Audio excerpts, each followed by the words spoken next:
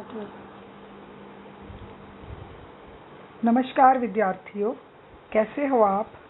आज मैं अर्चना अरोड़ा, हिंदी मिस्ट्रेस, सरकारी सीनियर सेकेंडरी स्कूल मामू जइया। तो आज मैं आपके लिए लेकर आई हूँ 10वीं कक्षा का व्याकरण का विषय अनेकार्थक शब्द। बेटे, जैसे आप लोग स्क्रीन पर देख रहे हो ना, मेरी स्क्रीन पर देख रहे हो, तो वहाँ पर आपको एक टॉपिक दिख रहा है अनेकार्थक शब्द। तो आज का हमारा विषय यही है। अनेक का मतलब क्या होता है? एक से अधिक। जब चीज़ें एक से अधिक हो जाएं तो उसे हम कहते हैं अनेक। अर्थी का मतलब अनेकार्थक। आर्थक का मतलब जिनके अर्थ एक से अधिक हो। तो अनेकार्थक शब्द को अभिप्राय हम ले सकते हैं कि जब एक शब्द के एक से अधिक अर्थ निकले तो उन्हें हम कहेंगे अनेकार्थक शब्द। जब एक शब्द के एक से अधिक अर्थ निकले तो वो होता है अनेकार्थक शब्द। ठीक है राजे? तो आपको ये बात तो समझ आ ही गई होगी कि अनेकार्थक शब्द क्या होते हैं। तो इसके कुछ उदाहरण देखते हैं हम। देखें? ठीक है, स्टार्ट करते हैं। तो पहला हमारे पास है अर्थ। अर्थ को जैसे मैंने आपको बता ही दिया। अर्थ का मतलब क्या होता है? मतलब। अर्थ का मतलब क्या होता है? मतलब। तो एक तो ये हो गया इसका अर्थ। दूसरा हो गया धन। अर्थ का दूसरा मतलब क्या निकला? धन। धन को भी हम अर्थ कहते हैं। जैसे कहते हैं कि आर्थिक व्यवस्था, तो अर्थ से संबंधित व्यवस्था आर्थिक व्यवस्था। तो अर्थ का दूसरा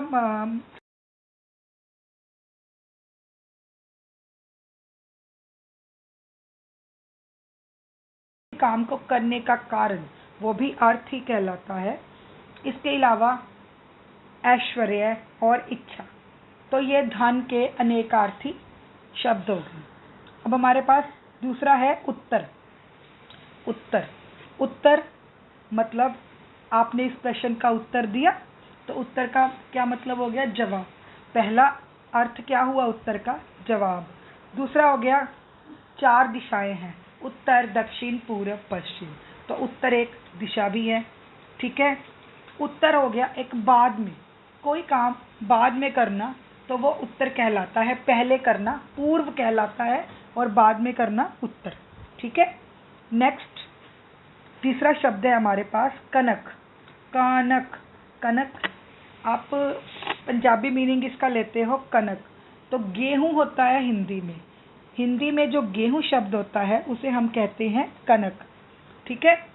और एक कनक का अर्थ होता है सोना, जिसके हम जेवर गहने पहनते हैं, वो वाला सोना। और एक कनक का अर्थ होता है छंद का एक भाग। हिंदी की एक विधा है छंद, उसका एक भाग है, उसका एक भेद है, उसे भी कनक कहा जाता है। ठीक है। एक होता है कनक का अर्थ धतूरा। ठीक है, समझ आ गया बेटे? तो नेक्स्ट है कर। एक कर का मतलब होता है कोई भी काम करना, ये भी अर्थ हो गया उसका। दूसरा कर हमारे पास आता है हाथ। हमारे हाथ को भी हम हिंदी भाषा में कर कहकर बुलाते हैं, कर। और एक होता है कर जो टैक्स हमसे गवर्नमेंट लेती है, वो टैक्स को भी हम कर कहते हैं। और एक कर होता है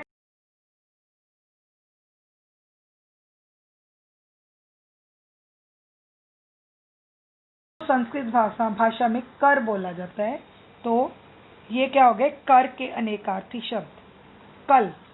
कल है हमारे पास। कल मतलब आने वाला या बीता हुआ समय, उसे हम कल बुलाते हैं। और कल का मतलब होता है कल पुर्जे, तो वो मशीन हो गई, उसको कल बोला जाता है। और एक होता है चैन, आराम करना, उसको भी कल बोलते हैं। ठीक है। उससे नेक्स्ट हमारे पास है काल का मतलब होता है समय। काल 3 प्रकार के होते हैं, हिंदी में हम पढ़ा है। तो काल का मतलब होता है समय। एक काल का मतलब होता है अंत, जिसे हम मृत्यु भी बोल सकते हैं। और काल होता है क्रियाओं को सूचित करने वाला शब्द, कि कौन सी क्रिया चल रही है, काम कौन से समय में हो रहा है, वर्तमान समय, भूतकाल और भविष्यत काल। और काल का मतलब मौसम। जैसे शरद काल, शरद काल मतलब सर्दी का मौसम। कुल, अगला शब्द हमारे पास है कुल। कुल का मतलब होता है टोटल, जिसे हम इंग्लिश में टोटल बोलते हैं, तो हिंदी में होता है सारा। कुल का मतलब सारा, तो सभी, सभी भी कह सकते हैं हम, सारा भी कह सकते हैं। और एक कुल होता है वंश, परिवार, हमारा जो वंश होता है जिसमें पीढ़ी दर पीढ़ी चलता है काम, वो कुल कहलाता है। आपके चाचे, चाचा, मामा, चाचा, दादा, परदादा, वो सारा क्या बनता है? कुल बन जाता है।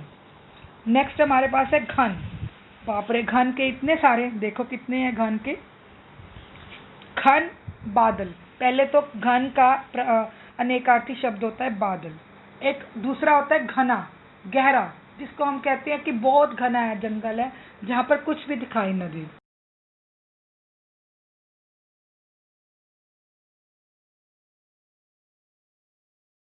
से 3 बार गुना करने पर प्राप्त होने वाला गुणनफल, उसे हम घन कहते हैं।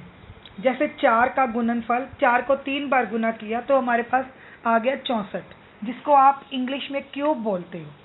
ठीक है, वो होता है हिंदी में घन। नेक्स्ट है हमारे पास घोड़ा। घोड़ा पता ही है, एक पशु है, एक जानवर है जिसकी हम सवारी करते हैं, और इसका अर्थ क्या होता है? अश्व। घोड़े को हम क्या कहकर बुलाते हैं? अश्व। और एक होता है शतरंज का मोहरा। एक घोड़ा होता है, शतरंज जो खेलते हैं उनको पता होगा, उसके अंदर एक घोड़ा होता है। और तीसरा होता है घोड़े के आकार का बंदूक आदि का खटका, तो वो भी जब उसको दबाते हैं, ट्रिगर जो दबाते हैं बंदूक का, वो भी घोड़ा कहलाता है। तो बच्चों, ये होते हैं अनेकार्थी शब्द। ठीक है, उम्मीद है आपको समझ आ गया होगा। Thank you very